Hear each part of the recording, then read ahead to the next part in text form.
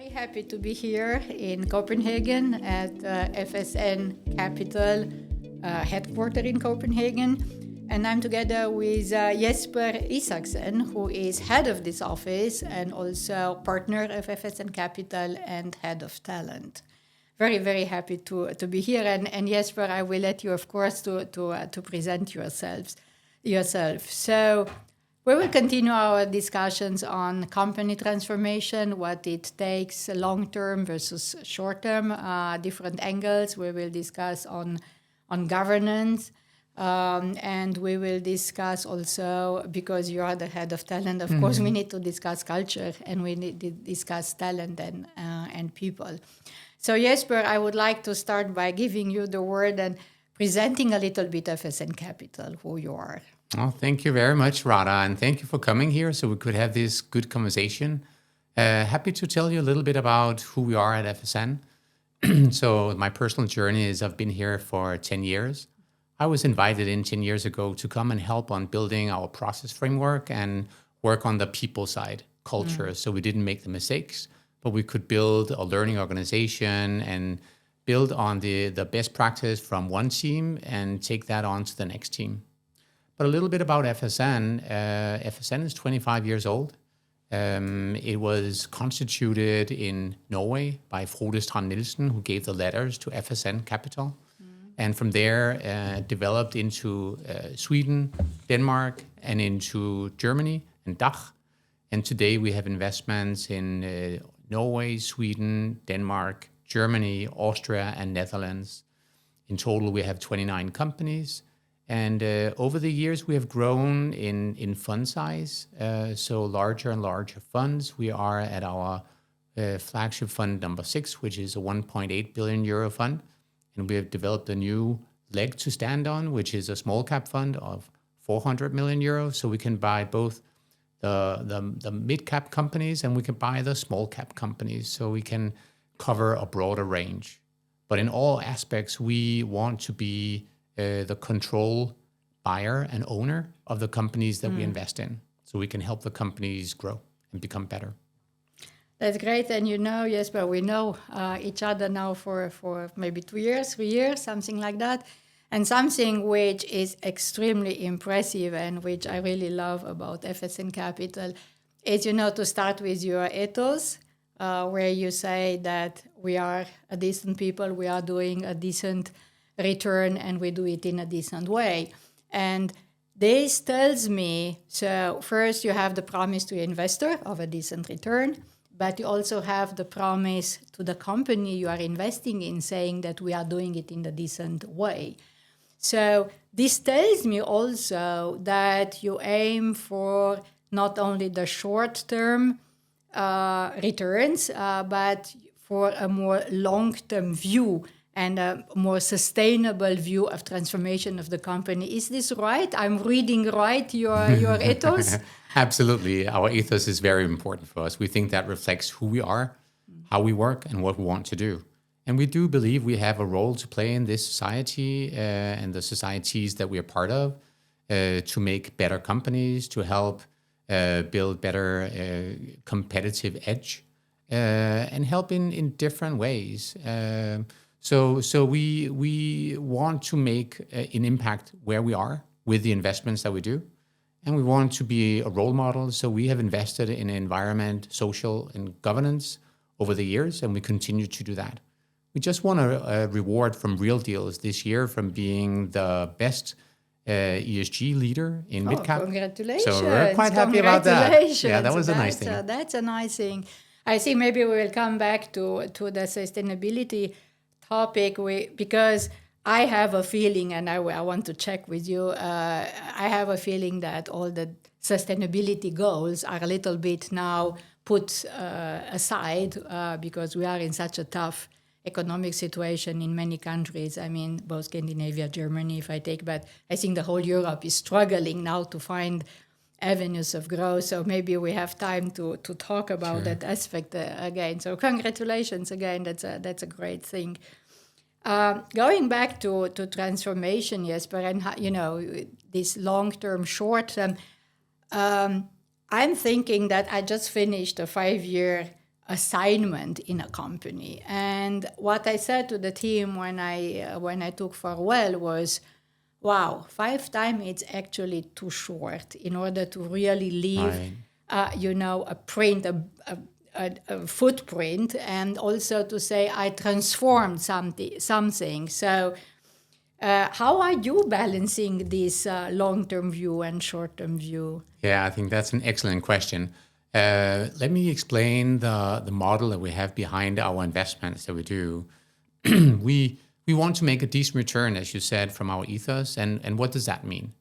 Well, the return requirement we're promising our investor base is a 3x return of investment. So tripling the investment, giving that back again, gross, and making an annual return, internal rate of return of 25%. So to deliver on that, we need to make some significant changes in the companies that we take on, and we need to do it pretty fast. Our holding period is 4 to 6 years. So saying that, well, we can do the tripling of the value of a company over 10 years, well, then we have tripled it, right? But we didn't do it in a way that was fast enough to deliver the returns that is expected from our investor base. Institutional investors representing the everyday people that we care about, the ultimate client. Pension funds. The pension funds. Yeah. We talk about the gray-haired lady that could be our grandmothers who have worked hard full life, and now being a retiree is just expecting some money to come back from their annual savings. That's what we actually do in FSN. We're helping the gray-haired lady to have a good life. And then we, of course, need to have some speed built into our value creation approach. So we've built a full playbook and different scenarios for how we work with different type of sectors and different type of investments to ensure that we deliver sufficient value. That's exactly what I was, thinking about. That the first promise is the promise to the people who invested in yourself. So, and that is the decent return part.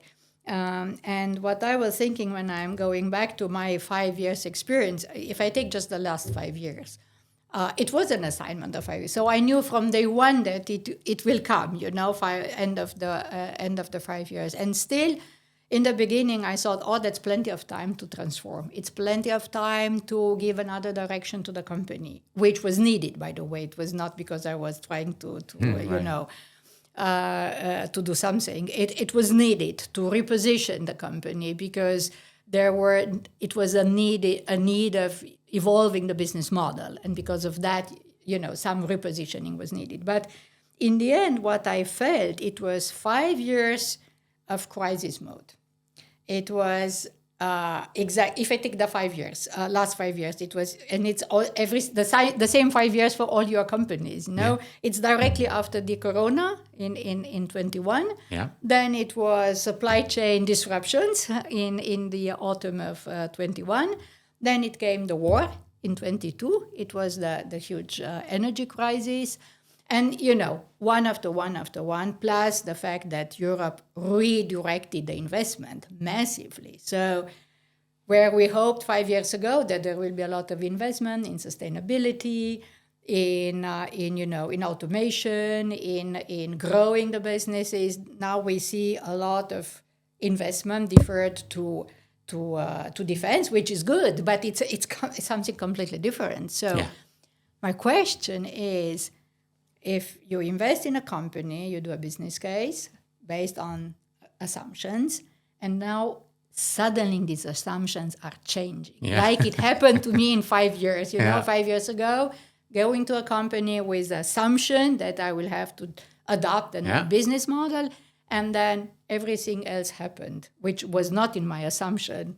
Let's say, so how to cope with that? That's great. That's $1 trillion question, isn't it? $1 trillion, yeah. So we don't live in a world where everything is constant and we are the only variable. We don't. No. So we need to have a plan, and then we need to monitor the performance and monitor the world and the customer patterns and revisit the plan. oh, now something changed. What does that mean for our supply chain? What does that mean for the customer demand? What does that mean for pricing levels, for our profitability?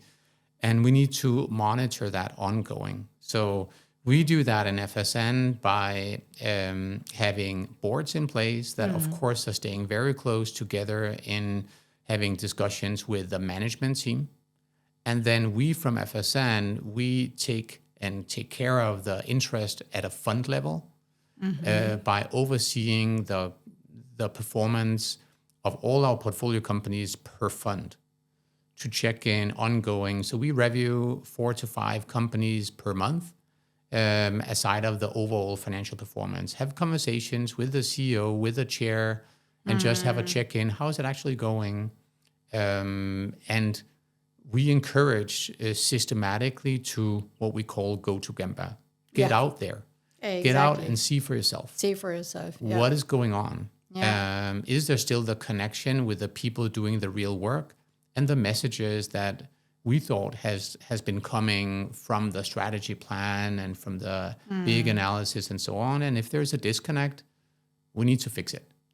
That's a great view, and that will bring me back to this Troika, your famous Troika governance model, which I think it's very valid and very interesting. And maybe that's what it's also helping you to have this permanent monitoring. I have experienced very often that, the assumptions are not revisited sufficiently and not at the level of the board. So and that's the discussion we can have if you share my opinion that, the board is not necessarily doing the strategy, it's the management task, but in order for the board to understand if that's the right strategy, yes or not, I think they need to understand the assumptions. Because if something is changing in the assumption, you just said it, they need to see it, that, and to be able to revisit or to question, is this assumption still valid, yes Absolutely. or not? And then make sure, not to do it by themselves, but make sure that the management is adapting to the new assumptions. And that requires also a deep understanding of the business model of the company, not on the, let's say, on the details, but to understand what is my go-to-market, where is the value created, and who are my customers? Yeah. And in my experience, that discussion was not always taking place at the board level. So can you tell me more about the Troika? Yeah. Because I think that's a difference. Yeah, absolutely. So our governance model in FSN rests on the premise that we are the majority owner. That means that we can set the board. There are other minority owners almost always that has other interest and typically aligned interest. But if we, at the end, disagree on something, we will decide on who should be in the board and who should be the elected chairperson. But let me come to the Troika. So the Troika is fundamentally 3 different people in 3 different roles that are collaborating very closely. On one hand, it's a CEO. The CEO has the full responsibility for the business performance, full stop. Full, yeah. And then you have a chair that is elected, a chairperson that is elected by the shareholders. Since we are the majority shareholders, de facto it is by us. And we are recruiting and appointing a chair that has sector experience, that has seniority, typically been a CEO, is a natural role model that the CEO of the company can mirror him or herself into. We have a group of good people, executive advisors, and you're an executive advisor with us as well for a number of years, that we are reappointing to a number of chair roles in different companies. And we're doing that because that is bringing experience from one business case, one company, to the next one. So that was the CEO and the chair. Then finally, we have the point person. The point person is a senior from FSN Capital, typically a partner or a principal, that is responsible for the base case that we have crafted from FSN side and has a focus on how to deliver on the return that we expect. Now, as you said earlier, the world is changing and there's a lot of disruption. So you never know what's going to happen in the next 5 years, or maybe not even the next 6 months. But we're going to adapt accordingly towards that. Our return requirement, they're going to stand pretty firm still.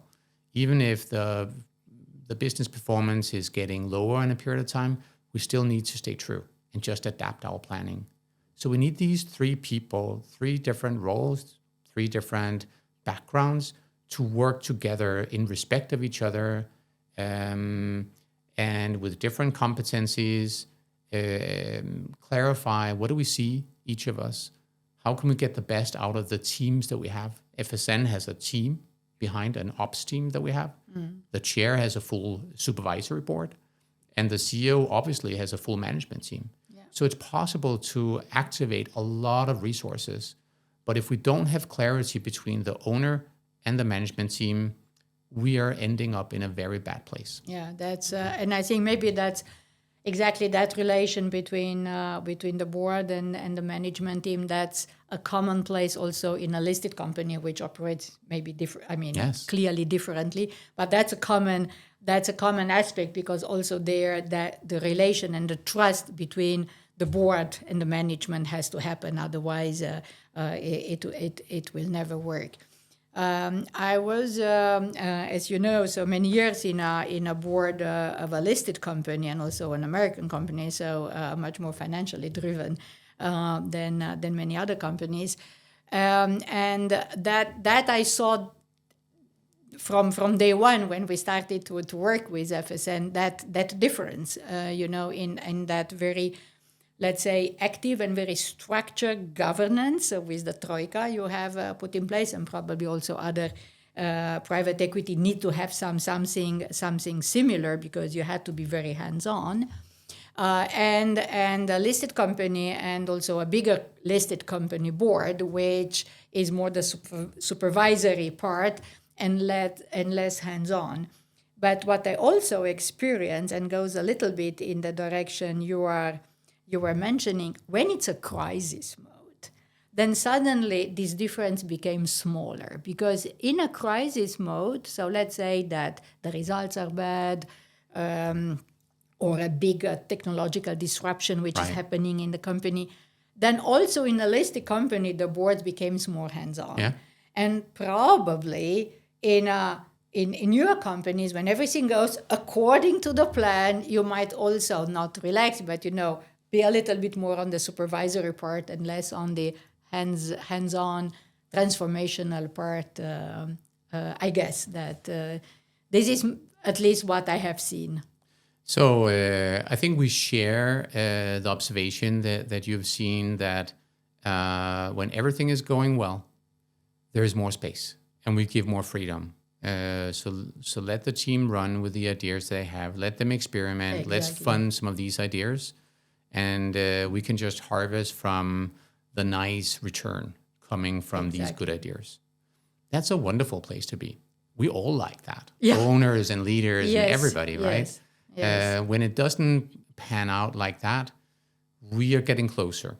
Yeah. And we want to understand. So we are very firm on demanding transparency. Mm-hmm. We insist on trust. We want to have trust between us. And mutual respect for a different set of interests, and we can disagree. That's absolutely fine. But let's disagree on a basis of facts and numbers. That's work that needs to be done to create transparency, especially in many of the companies that we buy that are quite often founder-led. It's not necessarily so obvious to create that transparency. Yeah. Because that typically rests on a foundation of more sophistication, financially, numbers, KPIs, middle managers that are able to open up for, hey, we just do this because it's the right thing to do, and convert that to numbers, exactly. KPIs. Yeah. Now, I shared this experience because I had the opportunity to integrate, so not to invest and to buy, but to integrate smaller companies when I was working for a big company. So we were buying those small, mid-sized companies which had to be integrated, and that typically behavior of the founder and let's say the family-owned company, they had difficulties with this transparency because it was seen like, what, are you not trusting what I'm doing? I did this for all my life. Yeah. And it's not about not trusting, it's about to have these facts in order to take the best decision possible. So I really, not that I struggled, but I definitively put a lot of effort in getting that balance. On one hand, you want to keep the entrepreneurial spirit of the company. You want to keep everything which is positive and which which created the value you were paying for. Yes. Because you're buying a value, and you don't want to destroy that. On the other hand, you need to create that model of governance which is sustainable and which is repeatable, and that's based on that transparency. So, well, I think that's spot on. That's exactly the situation. That's a trade-off to have between the creativity and the passion and belief from commercial founders that are really good at building a business and having this proximity with customers and delivering on that, and maybe making different variations of their service offerings or products. And then still having the structure and sophistication that creates a foundation that you can build a much bigger company on. You need to have the trade-off of these two worlds and not just think that there's only one answer, because you need both. You need both, yeah. And have you, in your career, also FSN and maybe also before FSN, have you met a situation where value was destroyed by implementing that, rigorous system, processes, transparency, so everything which is the foundation for the company to scale up? Because in the end, when it's smaller, it needs to scale up, otherwise sometime it will disappear someday. But have you also experienced that destroyed value, in the sense of, you lost that edge, that innovation edge, so the company was not able to innovate anymore? So one of the things that we try to avoid is using the big consulting companies to just come in and cutting cost mindlessly everywhere. That typically create a landscape afterwards of broken processes. Yeah. We don't like that.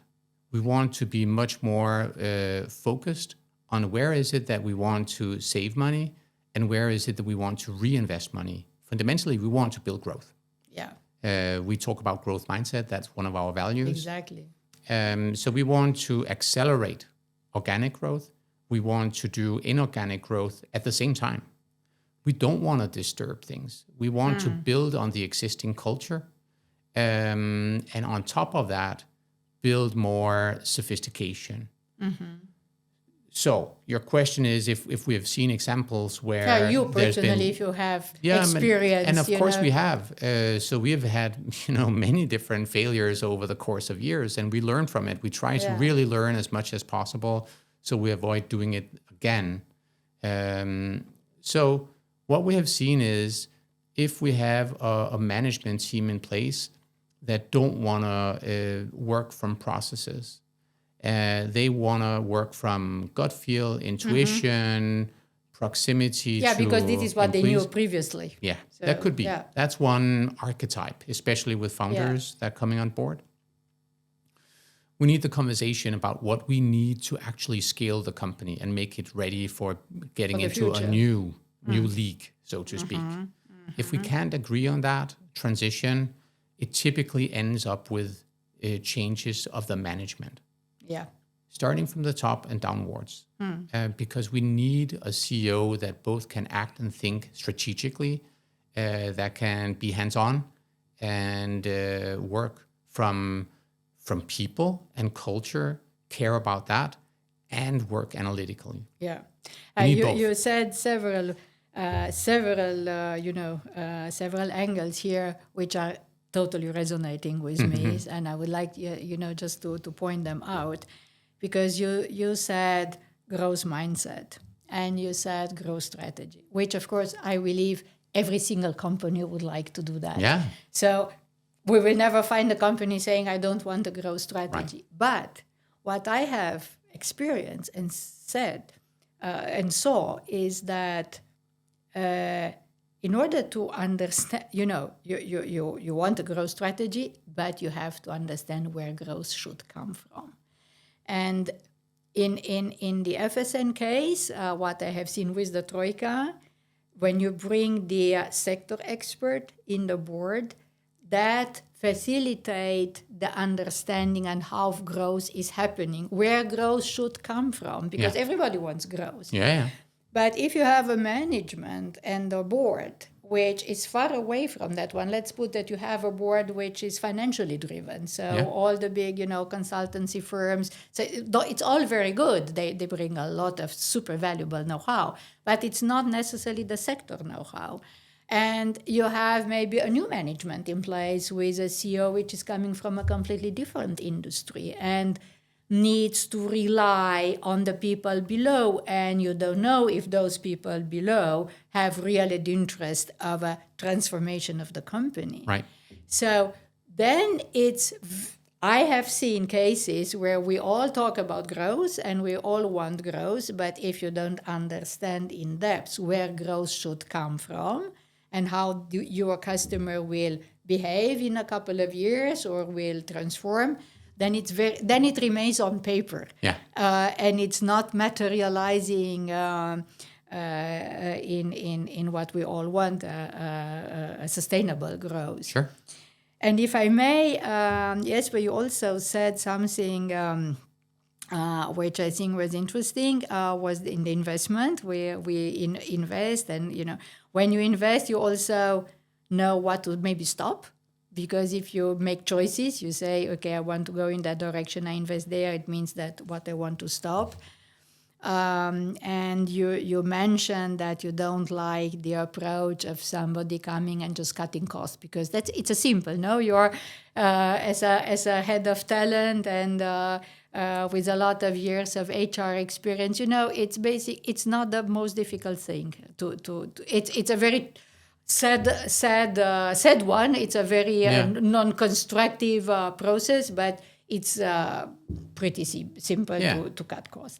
But it's not that what we want. And what I wanted to came to is the fact that we can discuss strategy, but without directing the investment exactly in the direction you want to do. That strategy is on paper. So it becomes real the moment you say you have the capital allocation. Yeah. And you say, I allocate the capital in that direction and not in that direction. So, but now you're talking about something that we really care about. It's about the focus, the clarity on the market, the opportunities, and the strategy plan of how to capture on these opportunities in the market. So this is one of our key processes that we have built. And we have kept refining that over the last 10 years. It's not just calling, let's say, the McKinseys of the world. It's about having the management team to understand this by themselves, analyze, see opportunities, help and support them based on their own data and what they know from interaction with their own customers and with competitors as well. So what are the opportunities and how do we allocate the resources on the few critical strategic priorities so we can get the big acceleration of growth? And then we come to the question of, okay, so how can we finance that? Obviously, FSN Capital can come with some capital. That's pretty obvious. Yeah. Yes, we can. And we can also take some loans in the bank and we can use leverage, and we do both. But we also need to be mindful of, if we want to strengthen capabilities to be able to grow a company on a few critical areas, could be some of the existing products in new countries, could be some adjacent products that we want to do in existing markets, whatever. We need to also focus the company and the organization so we reduce some waste and we have initiatives to make it more simple. And often with a long history in a company, there can be layers that can be trimmed and simplified, and that's a good thing to do, because then you're making the company more coherent, agile, and everybody knows what's the purpose, what's the plan, how we're going to go there, and there's a fairness of we're going to reduce here and we're going to accelerate over here. That's what we try to do every single time. Yeah, that's obvious, the right thing to do, because you are successful, and definitive that's the right thing to do. I'm wondering, Jesper, do you think that discipline and that rigorous process which you have developed, if that would work for big companies? So I mean, really, really big companies, being in a lot of markets, being a lot of business models, a lot of even different sectors, Now we don't have so many big companies which are conglomerate like it was in the 18, 19, so everybody is really focused and specialized. But still, the 20 billion company, the 30, 50 billion company, I guess that type of, rigorous focus is a little bit more difficult when it becomes so big. I don't know if you... Well, you can still keep a lean mindset and the decentral focus, even though you become bigger of a large corporation. That's a little bit about the values and philosophy you have as a company owner. Do you want to have a decentral setup, or do you want everybody to be blue and the same logo and the same whatever? If you want the latter, you really need to integrate hard and invest accordingly to that and be super clear on your control setup. We come from the other side, and that's what I've done before joining FSN as well. I worked 10 years in Danaher. That was, a very successful American industrial conglomerate, developing over the years into life science, medical device. Everything was about the processes, people, plan, processes, performance, right? And it was working.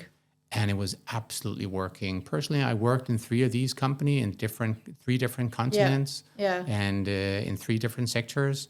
And it was exactly the same way that the boards were set up, the same processes. So you could just see the performance super shortly. We talked about the 3-second rule. So you can come into a board and have a conversation with the local leader, and 3 seconds, you just know how it's going and where the pain points are. And you can have that discussion. So you don't need to work so hard to identify the numbers. You can discuss how you deal with the numbers and what countermeasures you want to take. That's a world of difference. So yes, I believe you can do that in big companies as well. The example you gave, I think it's also, as you said before, it's a nice spot to be. Probably not everybody is in that spot, because I believe it also assumes some kind of continuity in the philosophy, in the management, in the strategy. So it's not a changing all the time and every 6 months change the organization because you didn't find, the recipe of success. So, I think there are so many different aspects. I personally, from my experience, and I have now, when I finished, the last assignment, 38 years of work without interruption, I also feel that the most successful teams I have seen, the most successful companies, big or small, was when that decentralized aspect was kept, because it was understood that, customers and people are in a certain geography and that they can maximize the output and that they can really, use the entrepreneurial and innovation capability they have, at the same time being part of a bigger organism and taking advantage of financial strengths, of the processes, of everything, which makes that, as you said, exactly when you talk to somebody if things are going well or things are not going well. So, but that requires a certain maturity of. It does, and you can do that from your leadership team, but you can also do that from an owner's perspective. And Whereas the literature is super clear on good leadership. Yeah. You know, there's so many books in any business yes. school over the last 6 decades. Yeah. Ownership is much less clear what good ownership actually is. But think back on really bad CEOs or top managers that has been destroying the performance over the years. And you wonder as a upcoming middle manager, why on earth are they letting this happen? Exactly. Yeah. That question I have put myself several times. And then, well, that's lack of good active ownership. And if you get a good owner, you can do it differently and you can do it better. And that's personally what we are trying to do from FSN Capital with the companies that we take over on. I can just give you one example. You know, we have one company that started in Oslo with painters, surface treatment, 30 painters that we rolled together in one group. And since then, we wanted to drive inorganic growth. So we bought a company per week. Wow. For more than 2 years in a row. Every week, a new company. Boom. Getting from Norway into Sweden, into Denmark, into Germany. And then you ask yourself, can we continue with this here? And I just have this wonderful picture with 150 founders together. Everybody has sold their company to Håndværksbetrieb or Håndværksgruppen as they're called in Norwegian. And they're standing there, all these wonderful founders that has built different companies and they have handed over the keys to us in reality. And now we have a we together with a vision to put this on stock exchange one day and to be proud about that. Wow. And can we still create that entrepreneurial spirit and foster that? The answer is yes. But does that mean that we're complacent and we don't care about the business performance? No. It does not. So, of course, we need to stimulate the learning across, being more efficient. And then if some of these 150 companies are dropping behind, we need to have a serious conversation about that. Potentially co-location. Potentially, maybe it's a time for a shift of a founder. Maybe it's two of these entities that could be benefit from being merged together instead. So different opportunities, but you can do that and still keep the decentral philosophy of a company. That's what they have. I think that's great because we discussed in the beginning of, and I asked you if you have experienced where actually through the investment or acquisition value was destroyed. And I put that question because I had in mind something and I had in mind some examples where I have seen that value was destroyed because exactly that decentralized view was not seen as an asset. It was seen as a burden. You know, they try to do things differently. They believe they are different, and it was that idea that if everybody goes exactly in the same way or does exactly in the thing equally, it will be a benefit. But with that, you destroyed value in the sense that you lost key people, and you lost the capability for what you paid for. You see, you paid for a company which you believe that the company has a capability to do that and that, and that capability, it's not coming from nothing. It's behind a certain number of people who are the key figures, the key people in the value creation, let's say, of the company. If you lose them, the risk is very big that you lose that capability of value creation for you to actually have paid. So in that case, it was not a big, let's say, because the big company buying the small ones, it was in the end not a big negative financial impact on the big one. But I saw the value, how value was destroyed. Absolutely. So, that's why I was coming to that question. And that's a good example. And you can go too fast when it comes to purchasing a company and not calibrating on expectations. And you need to do that, especially on the top. What do you want to benefit from by making this? Do you want to be part of this journey going forward? What role would you like to have? So these are questions that I personally ask the top management in the companies that we're about to buy. Because we care about it. And sometimes, just the other day, I was on a company where I asked this question, and the owner who had owned the company for 34 years, he said, "Well, I'm sure you have your ideas." And I said back, "Well, we do have some hypotheses, but I really care about your answer because what you want to do, if we can just build around that in a new setting, it's going to pay off. And it's going to be a better investment for us." Oh, I didn't think about that.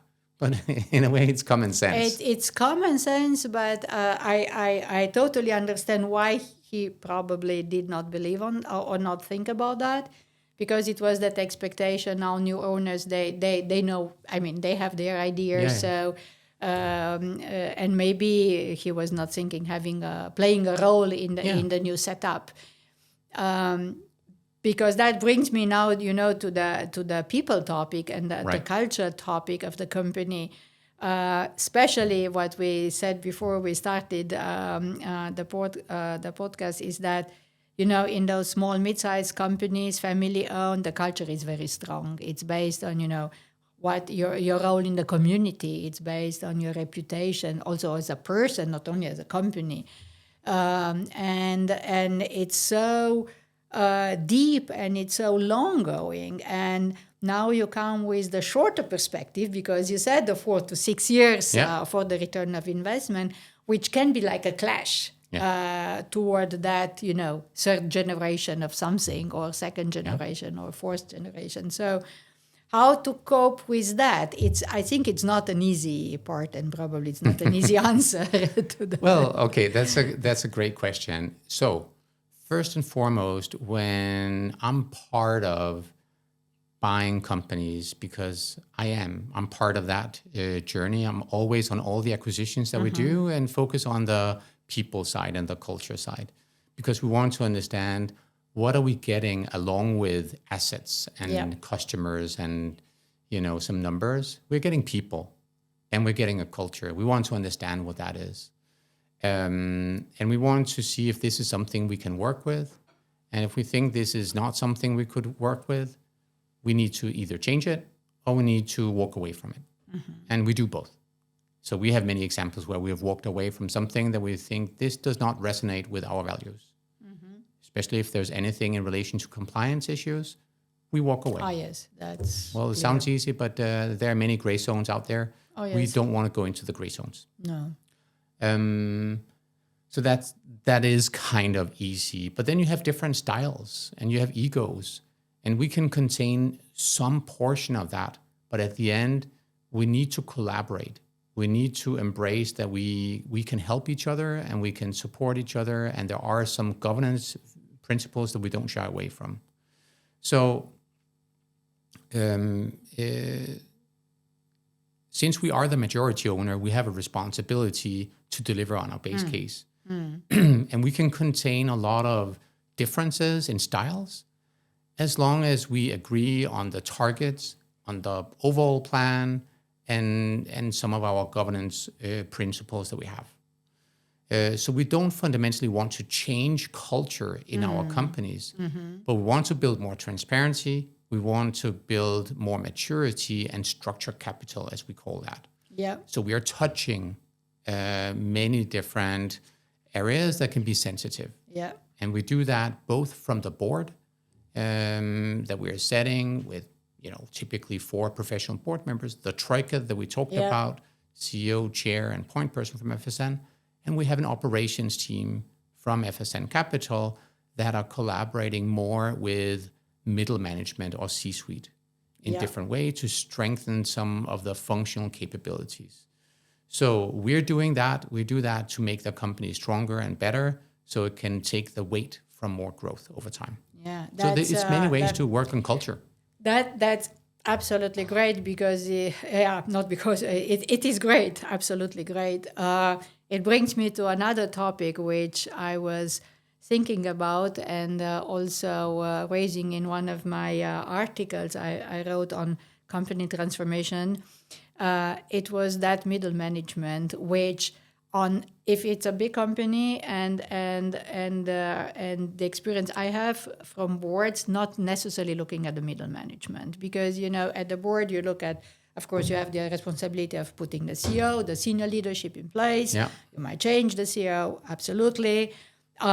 You might also look on the succession planning of the CEO. That's also one of the clear tasks you do.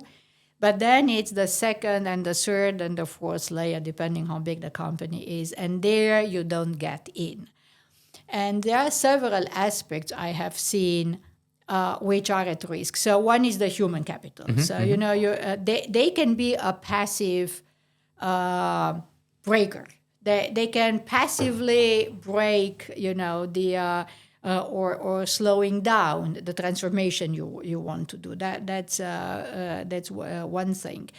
The other thing is that these are the people creating some kind of center of gravity of the company. So you imagine you have a core business which is very profitable, where those leaders are, the main people in the company.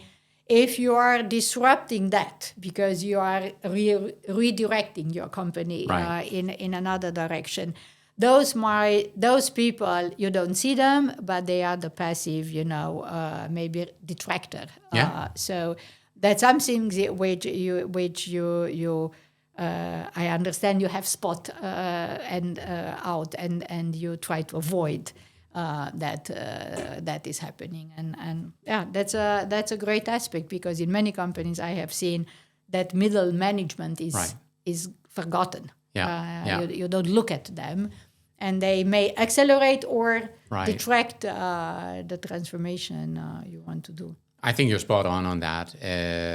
Very important to make a significant upgrade on the middle management. Yeah. Get them on board. How do you do that? You start from the top. So we're back to Always. doing the same. You have to start from the top. Yeah. You need to have the right CEO. You need to have the right CFO as well. Yes. That's one function that we go very deep and in. HR. And you need HR, and you need in total the right C-suite. You need alignment on the strategy. You need them to communicate what are the targets. Why is this, a good project to be on, a good mission to be on, purpose. Very important. Communication, have to be strong on that. And then you need to insist on getting to know what is happening at the shop floor level, all the way down. And that, of course, touches on, how is our middle management layers? How are they leading the initiatives and the people? And there are many ways to care about that. We talk about go to Gemba, get out and see how are things really done. We also want to monitor employee net promoter score. We insist on that. And if there is a division or an entity where this is super low, there's something going on. People are not happy. They're not proud. They're not recommending this as a great place to work to their friends and families. There's something you have to change. Most often, it's something with the leadership there. But sometimes it can be a team that is just has had a meltdown where you need to make some structural changes because they don't like to work together. They don't cope with the situation. Yeah. So yes, you have to work with the middle management, and that's not an easy topic. No. But I can tell you there's a clear correlation in the portfolio that we have in FSN, where we have gotten to that point where we have made the consistent, strong upgrade of the middle management team, and there is no hindrance or kind of conflict between top management and middle management. That is where we see the best performance. Yes, absolutely. Totally. We call it the talent flywheel. Yeah. Where you have had this right talent at the C-suite level, and they have worked with each of their management teams and made changes accordingly. Suddenly you just have people from the outside knocking on the door to try to get in. Yeah, no, that's absolutely my experience as well. In that middle management, a lot of things are happening. It's on the human side, human capital side, but it's also on the innovation side. It's also the place where if there is a technological disruption out there, that will not be seen on the top management. That will not come on the board pack. that goes in the middle management Yeah. because they are in front of the customers and they are the customer of the customer. So Absolutely. that's extremely important that there is a focus on that middle man. And I think I could talk with you hours about, how leadership and how to focus on that middle management, but I think we are running out of time. Yeah. I think it was great, Jesper, talking to you, and for sure that you are a very successful company, so successful owners, and not only successful owners, but also that you are helping the companies which you are investing in to be successful in a sustainable way. So not only on that short-term delivery. So that's a great experience. I have made the years following how you are implementing these principles and very rigorous processes. So it's a pleasure, and it was a pleasure to talk to you. Absolutely, Rada. Thank you so much for coming by so we could have this conversation here, Thank and you. we can absolutely follow up on that. You're right. We want the best for our companies, just like, I'm a proud daddy to 3 sons. I want the best for my kids. Exactly. And I want the best for my companies. It's the same. That's and, great. I'm so happy and so proud when I see some of the companies that we have divested, for example, made listed companies, and they're performing great, outperforming the other companies in the market. Wow. That makes me proud and happy. It's So the analogy it's very with simple. the parent. So, That's great. No, thank you, Rada, for Thank coming you. here, and it's been a pleasure working with you. In many Thank different you. ways. Thank you so much.